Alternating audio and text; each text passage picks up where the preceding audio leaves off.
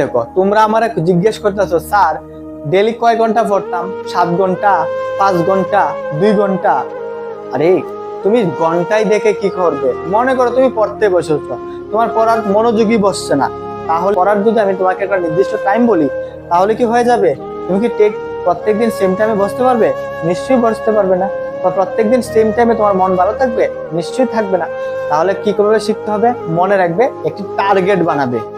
যে আজকে ধরো তোমাকে আমি 10টা প্রশ্ন দিলাম, তোমার টার্গেট থাকবে কালকে সন্ধ্যার মধ্যে আমার এই 10টা প্রশ্ন যেইভাবেই হোক আমার শিখে ফেলতে হবে।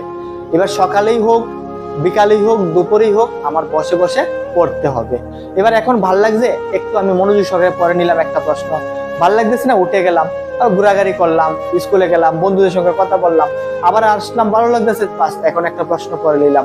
তো এইভাবে সারা দিনের মধ্যে তোমার এই 10টা প্রশ্ন কমপ্লিট করতে হবে। এটা মাথায় রেখে যখন তুমি পড়াশোনা করবে, তাহলেই তোমার পড়াশোনা ঠিকভাবে চলবে। তো এইভাবে রুটিন এবং কতক্ষণ পড়তে হবে এই সময় বানিয়ে কিন্তু তোমার পড়াশোনা হবে না।